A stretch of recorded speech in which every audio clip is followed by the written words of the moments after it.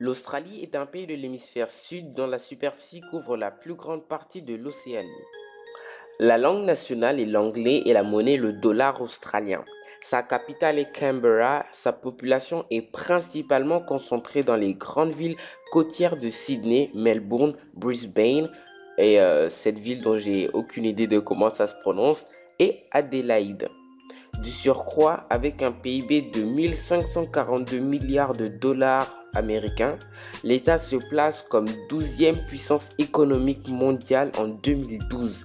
Depuis l'an 2000, l'Australie est classée par le PNUD deuxième pays le plus développé au monde après la Norvège. Parlons un peu de religion maintenant. L'Australie est un pays laïque. La constitution australienne garantit la séparation de l'Église et de l'État.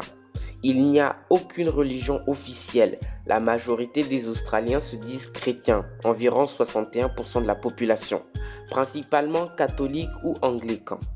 Tout comme le Canada et le Royaume-Uni, la reine du pays est Elisabeth II.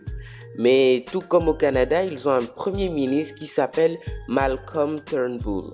Et grossièrement, je vais résumer en disant que c'est le vrai président du pays car c'est lui qui dirige le pays. Même cas pour le Canada au passage. L'Australie a obtenu son indépendance le 1er janvier 1901 du Royaume-Uni.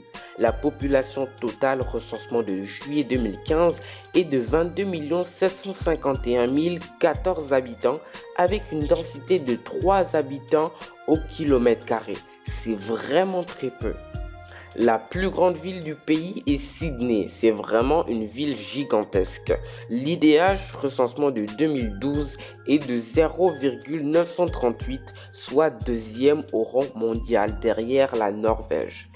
Bordel que c'est énorme, je ne sais pas si vous vous rendez compte, mais de tous les pays que je viens de faire, c'est le pays qui a l'IDH le plus élevé. De tout ce que j'ai pu faire dans mes JO rapides, c'est le pays qui a l'IDH le plus élevé. C'est vraiment énorme. Alors maintenant, je vais attaquer un sujet un peu plus insolite, c'est la faune australienne, connue mondialement car elle comporte de nombreuses espèces propres au pays. Je vais commencer par les classiques que l'on connaît tous, le kangourou, l'ornithorynque, Cuckoo etilis et le koala. Mais le pays comporte également de nombreux crocodiles et alligators et notamment des méduses, etc. En bref, des animaux dangereux. Et si vous voulez en savoir plus sur ce point, je vous laisse avec une liste des 10 animaux qu'on retrouve en Australie. Et des animaux vachement flippants tout de même et dangereux.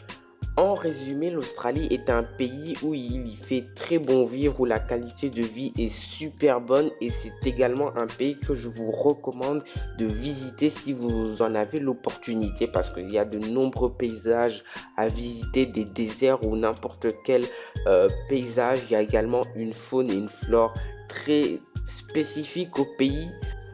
Voilà, c'est dorénavant terminé. Mettez un pouce bleu s'il vous plaît. Commentez votre ressenti dans les commentaires. Partagez-la dans votre entourage. Vous pouvez partager la vidéo à papa ou à maman.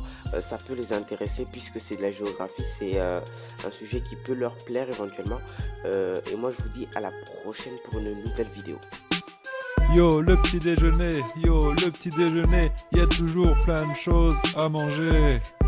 Il y a des tartines grillées et du cacao pour les bébés. Et quand on prend un bon petit déjeuner, on est en forme pour toute la journée. Et puis les Anglais, ils mangent des œufs brouillés.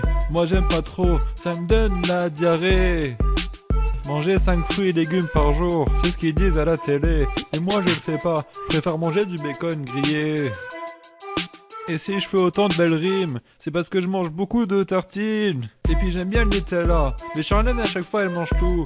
Et en plus elle laisse la cuillère dans le pot, c'est le genre de truc qui me rend fou. Yo, le petit déjeuner,